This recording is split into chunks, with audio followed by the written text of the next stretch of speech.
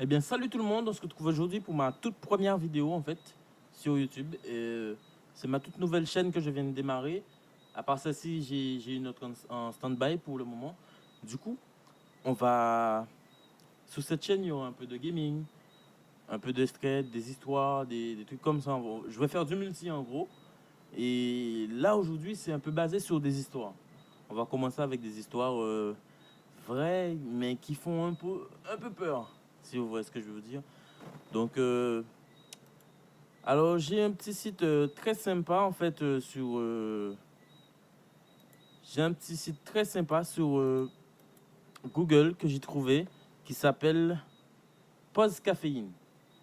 Donc, alors, je suppose que vous en connaissez aussi des histoires sur Pause Caféine. Ou sinon, je vous invite à y aller. Et c'est très sympa en fait. C'est très sympa. Vous pouvez y aller. Il y a beaucoup de choses, beaucoup d'histoires drôles, peur. En bref. Alors, on va commencer avec notre toute première histoire. Alors, la première histoire, ce sera le corps sous votre lit. Alors, le corps sous votre lit. Alors, beaucoup d'enfants ont imaginé qu'une fois, il y avait quelqu'un ou un monstre, quelque chose qui dormait sur le lit. Alors, aujourd'hui, on va voir ce qu'il y avait sur le lit d'un homme, plus précisément, qui était dans un hôtel et qui s'est passé beaucoup de choses, en fait. Enfin, durant plusieurs jours, il s'est, il s'est plaint au niveau de la direction et tout. Mais ne sachant pas qu'il y avait quelque chose sur le lit, la direction ne faisait que nettoyer sa chambre. Alors on va lire cette histoire. Alors comme je vous l'ai dit, on commence avec le corps sous le lit. Alors le corps sous le lit, ça commence comme ça. Il y a toujours un petit moment d'appréhension quand vous posez le pied en dehors du lit.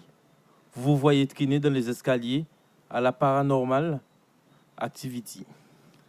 Instinctivement, depuis que vous êtes tout petit, vous avez cette inquiétude, même s'il n'y a jamais rien en dessous de votre lit. Et si c'est votre cas, vous pouvez vous en estimer heureux. Comme je vous l'ai dit, on a eu tous ce sentiment d'avoir quelque chose sous le lit quand on était petit, même si c'était vrai ou faux. Bref, on savait que c'était faux parce que, voilà quoi. À moins que quelqu'un aurait pu s'introduire chez nous pendant qu'on n'était pas là. Bref, on continue.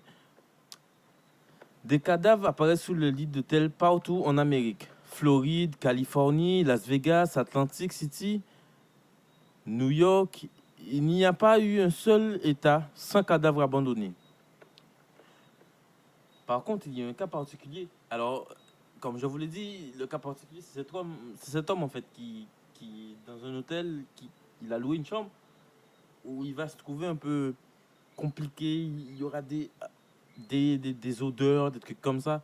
Donc, en gros, un cas particulier.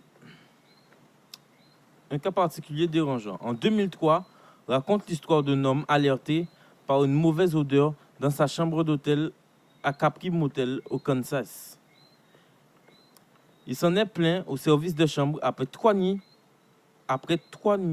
les fenêtres ouvertes et le lit de fébrise. Et des litres de fébrise. L'odeur ne partait toujours pas. Et l'hôte a fini par en vomir dans la chambre.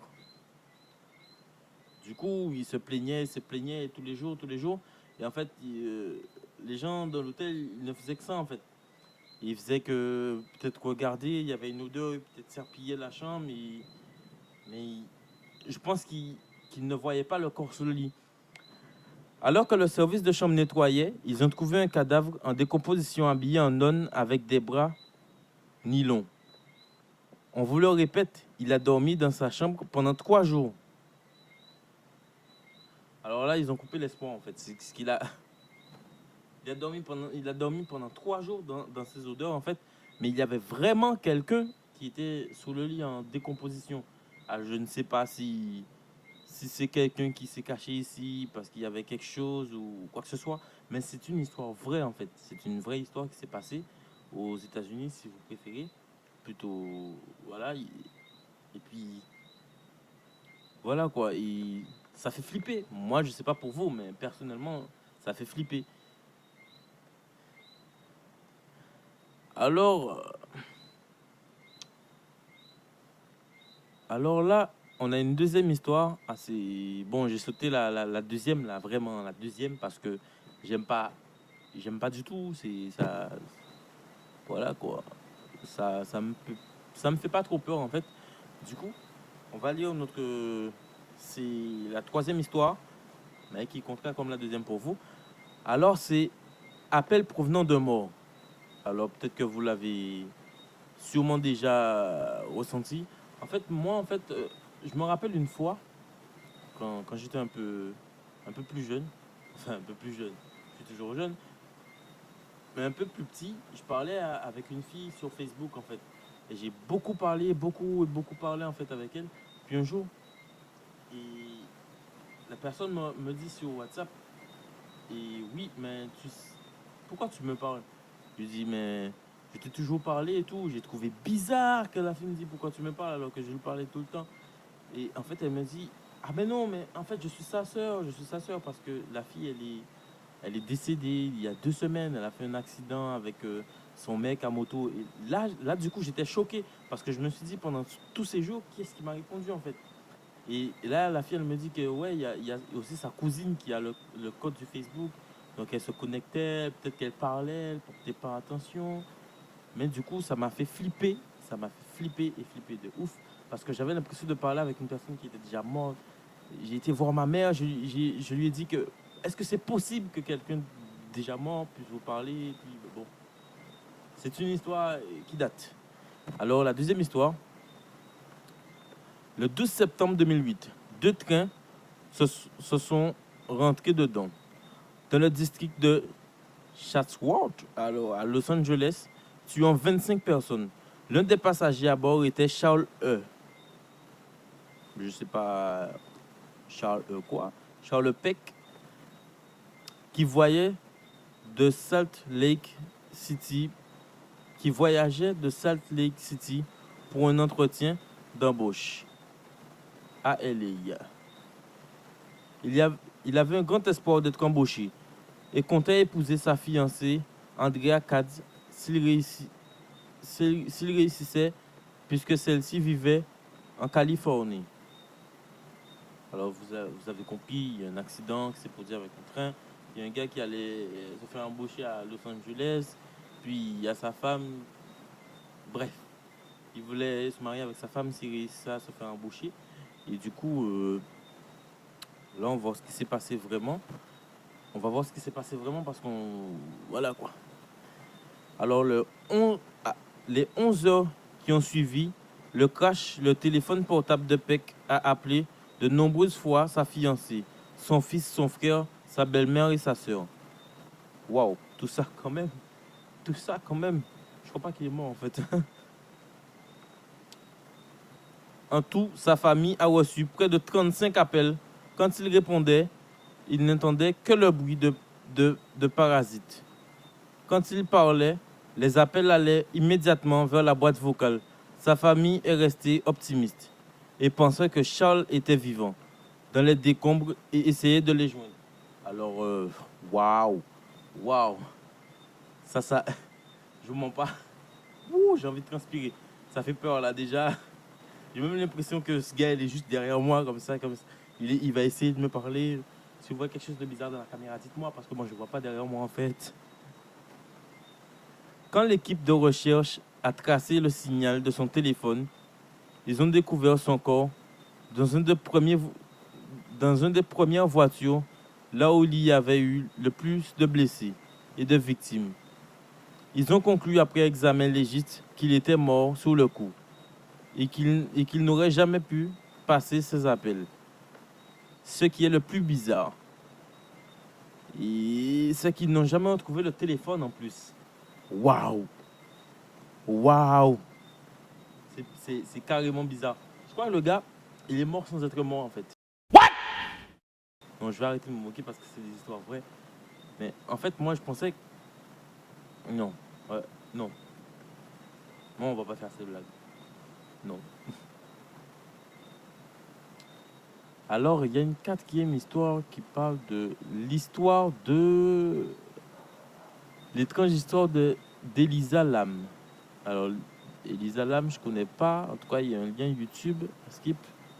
Je pense que c'est peut-être un vrai truc. Alors, bon, on va lire l'histoire et puis on va voir de quoi est-ce que ça parle. Vraiment parce que, je sais pas, bon, on aurait pu la regarder en fait. Je sais pas si je la regarde ou si... Non, j'ai pas envie de la regarder en fait. Du coup, on va lire l'histoire, on va faire comme ça.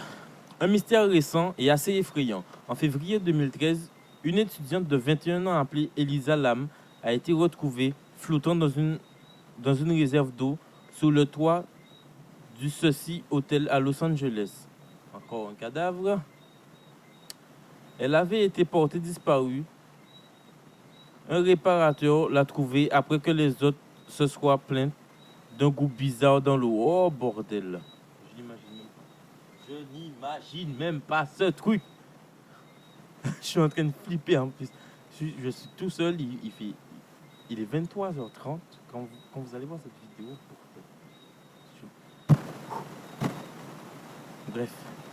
Il n'y avait aucun signe de traumatisme sur le corps et pas de traces de drogue dans son système. La mort a été classée comme une noyade accidentelle. Ah ouais? Ah ouais? Alors tu te noies sous le toit. Waouh! Waouh! Il n'y a pas eu de tsunami, je comprends pas. Il n'y a pas eu de tsunami, tu peux pas te noyer. C'est bizarre. Tu te noies sous un toit alors qu'il n'y a pas de tsunami, il n'y a pas. Bref. Ce qui rend cette histoire particulièrement dérangeante, c'est cette vidéo réquisitionnée par la police qui montre probablement les derniers moments de la jeune fille. Son comportement vient-il de tendance psychosophaire? Je sais pas comment on dit ça. Non, ah ouais, schizophrène, désolé. De tendance schizophrène qui lui était inconnue. Peut-être qu'il y avait-il quelqu'un en dehors de l'ascenseur. Finalement, je crois qu'elle s'est noyée dans l'ascenseur. Mais bref, voir ça, c'est peut-être une dame des eaux. De plus, l'accès au toit était condamné, protégé par une alarme. Les murs du réservoir étaient si hautes et la porte était si lourde que les travailleurs ont dû se mettre à plusieurs pour ouvrir la porte et en sortir son corps. Comment l'âme aurait-elle pu entrer dans le réservoir et refermer la porte après elle? Elle a utilisé son âme. Non, on arrête ces blagues. On arrête ces blagues. Waouh, mais c'est quand même assez bizarre. Comment elle a fait? Waouh! Parce qu'on vous le dit là en fait, en ce moment, comment elle a pu refermer la porte après elle, rentrer? Parce que les portes étaient condamnées, protégées par une alarme, quoi. Je comprends pas comment elle a fait pour rentrer et puis se retrouver sur le bâtiment. Vous devez vraiment voir la vidéo pour vous rendre compte à quel point c'est bizarre. Rappelez-vous, aucune drogue ni aucun alcool n'ont été retrouvés dans son système. Waouh, waouh, waouh, waouh, waouh. Alors ça fait beaucoup, ça fait un gros choc. Désolé si la caméra elle bouge, en fait c'est parce que je suis assez près de mon bureau et comme je n'ai pas encore mis en place mon petit studio pour qu'on puisse voir bien où je suis, parce que là en ce moment je suis, on va dire, hein, un peu dans mon salon. Je ne suis pas vraiment dans mon salon, mais je suis un peu dans mon salon. Je bouffe un peu la partie de mon salon en gros. Du coup, voilà quoi. Je squatte de cet endroit. Voilà. Ben bon, les amis, on arrive à la fin de cette vidéo parce que voilà, comme je vous l'ai dit, c'est 3 histoires. Après, je pense qu'on va. J'ai pas envie de regarder la vidéo en fait. Non, non, non, j'ai pas envie de regarder la vidéo. Je sais que c'est. Elle est tentante. Elle est tentante. En tout cas, je vais vous mettre le lien de la vidéo, de la page en description, de cette page en description là. Comme ça, vous pourrez voir la vidéo si vous voulez. Vous allez voir la vidéo et relire l'histoire si vous voulez pour un peu comprendre ce qui s'est passé parce que moi, je comprends pas.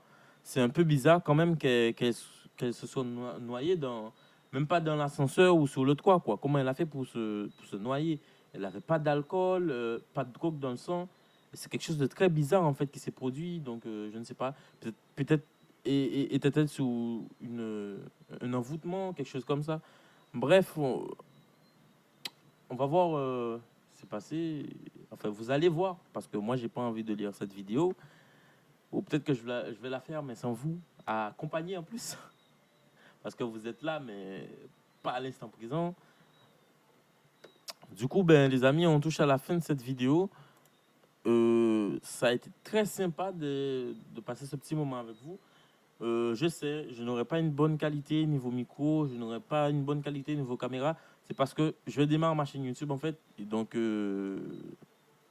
aidez-moi quoi. Aidez-moi à partager, aimer, abonnez-vous surtout, activez la petite cloche juste à côté pour avoir des notifications. Et voilà quoi. On va essayer de voir combien de nombre de vidéos qu'on pourra faire. Je pense que peut-être que dans la semaine, je vais vous faire une deuxième vidéo qui sera un peu du gaming. Je vais partir sur un peu du gaming. Pas vraiment gaming. On va aller sur des petits. Vous voyez les petits jeux que vous jouez avant sur Google. On va aller là. On va tester des jeux et tout. Du coup, ben ouais, on va faire comme ça. Du coup, ben, je vous remercie. On n'oublie surtout pas de s'abonner. Je vais mettre le bouton abonner juste là. Là. Je vais mettre le bouton abonner juste là. Et puis, voilà quoi. On s'abonne et puis suivez-moi sur les réseaux sociaux. Je vais vous mettre mon Insta, mon Facebook et ma seconde chaîne YouTube. Allez, ciao!